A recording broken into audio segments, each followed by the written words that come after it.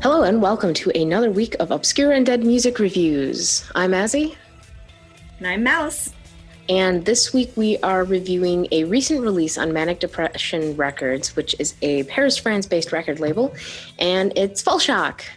Subculture Shock! With their debut album, Interior. So this album has some interesting Bandcamp descriptors on it. So this is an electronic duo from Italy, and it's founded by Ghost Producer. I'm not sure what a Ghost Producer is. It's like a ghost writer. It's like you produce for a band, but your name isn't on the credits. Okay, so Ghost Producer doesn't refer specifically to this album, it refers to other albums.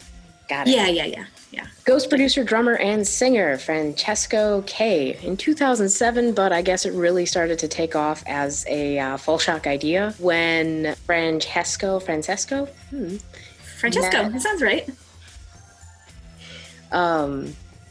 Met, what was it, a metal guitarist, a doom metal guitarist? A death metal guitarist, Marcus O.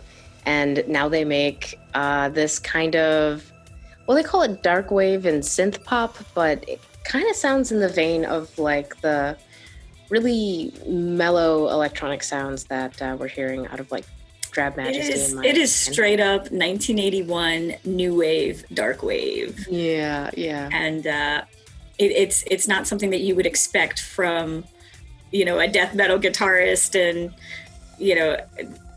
just it actually sounds like it came right out of the 80s. It does, and it looks like it too with the music video they put out for, what track was that, Feels Eternal? Yes. Yeah, very aesthetic, like fits right up in there.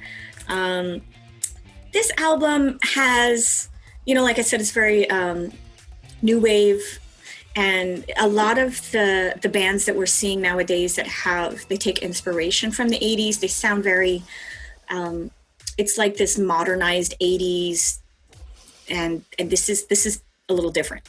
This actually sounds like it was just like churned right out, like a snapshot in time from 1981-82. So it reminds me of like, Modern English, Visage, Mark Almond, and then what they've added to modernize it is like heavy darkwave synths. So that's what's giving it the electronic spin to it. Oh yeah, there's a lot of synth. But it reminds me of our friends in Orlando and their Uberbahn nights, because they specialize in their like French cold wave. Their French cold wave and Italo disco. Italo disco, yeah, definitely like that vein. Mm-hmm.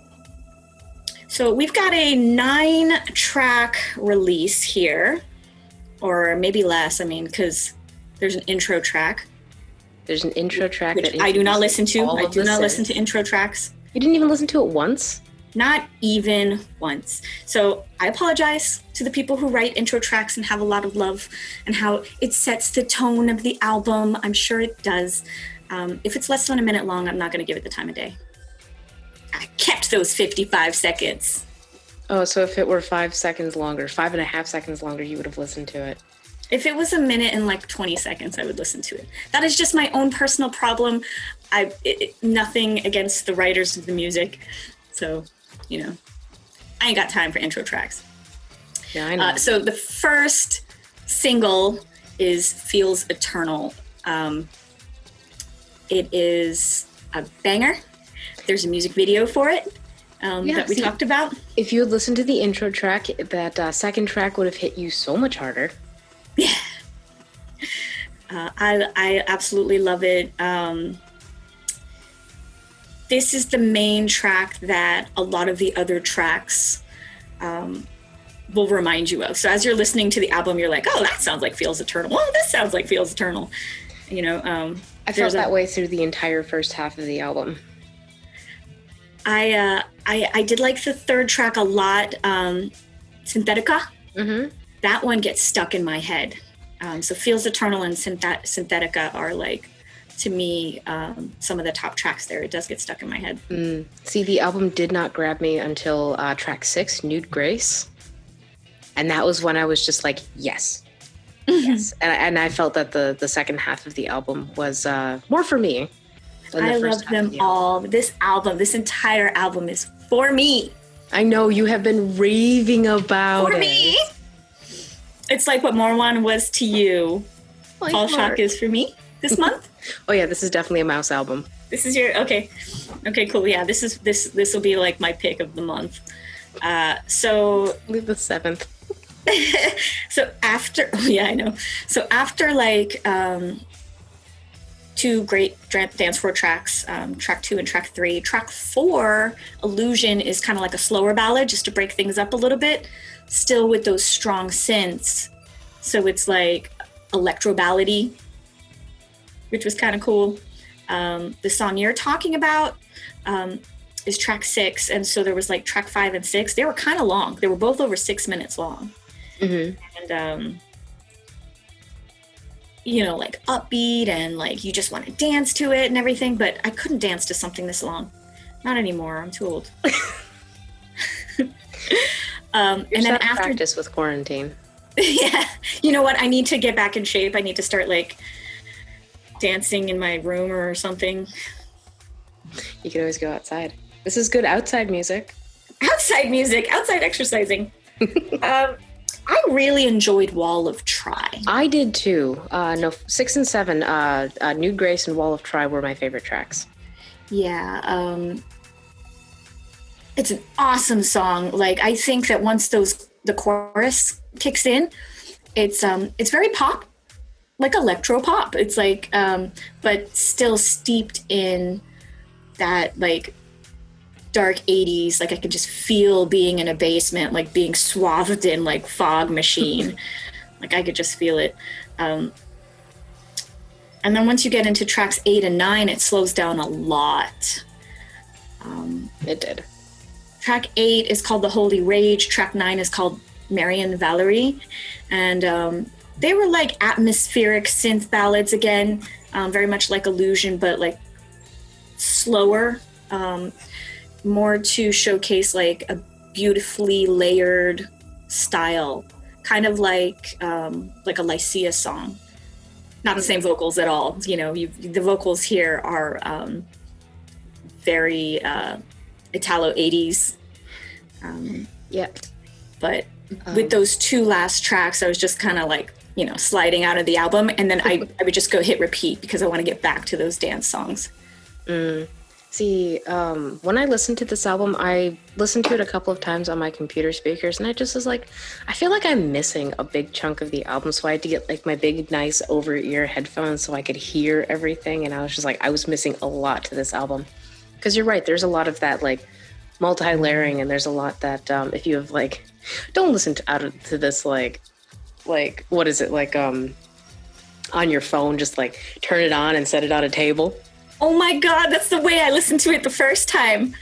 I had Was my it better phone. when you listened to it better? No. I had my phone on my toilet and I was putting on makeup and I was like, you know, but then when I really listen to music when I'm in my car and when I'm driving and I can't do anything else. Mm-hmm. That's when I heard all the layers. And I really appreciated that. You know, once that's combined with like those catchy choruses and a super heavy synth bass lines. Mm-hmm. Like I love it. I love the album very much. So great job, Francesco K. and your cohort from a death metal band. Definitely whose name you don't even remember. It's Marcus O. That's no fun. It's like the guy's personality is because of his descriptor, death metal guitarist. Yeah. You'll have to interview them to find out. To find out more. Yeah. Like which bands? Which band? Who contributes what? How do you come up with this? That'll be fun. How did you come up with this? So I like this. I like that we're finding a lot of like debut albums that are doing so much. Like I love like, okay, so I like listening to music from, you know, bands that I've already listened to and all of that stuff. But when I find a debut album, I'm always just extra excited because I'm like, okay, where are these people going to take it? What new Yeah, spin are they going to put on it? and I don't know if you asked this, but like mentally, I'm like, where the hell did you come from? Like, how did you make something so good just like that? Like, I'd understand if you spent 10 years making a 9-track album. Well, I think that they might have spent about 3 years, like, fermenting this one. Just great. The quality is great. You can't deny that. The quality is amazing. So it's not lo-fi or anything like a lot of like dark wave, post-punk could be like that sometimes. I totally dig lo-fi because when music is over polished, I'm just kind of like, okay, that's pretty. That's shiny. I like all of it. I like all of it. You have to reset your brain for each style that you're getting into. Okay. You know, you reset your mood.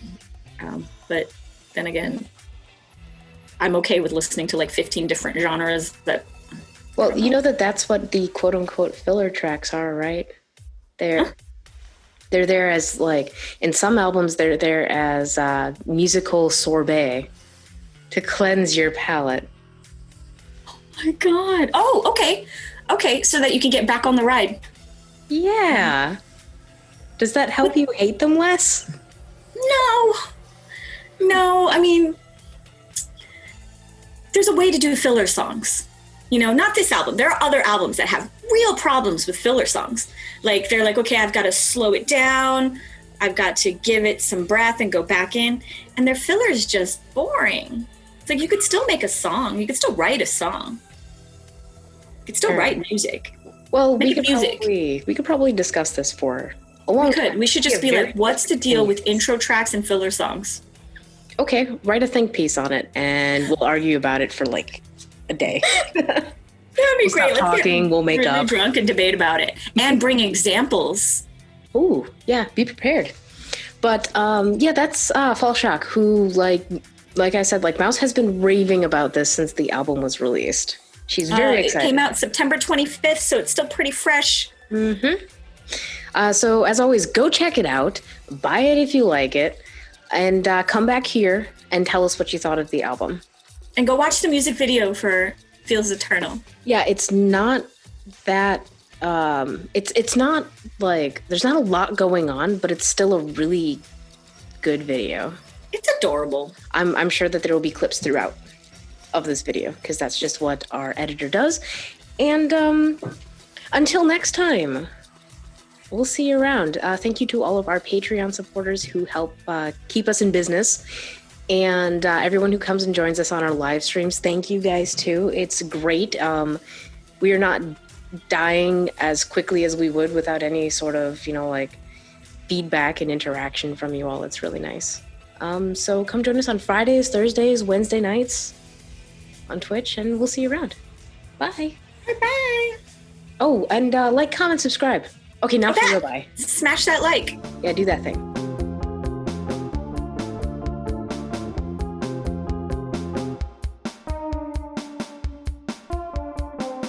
This ignorance of consciousness to spare the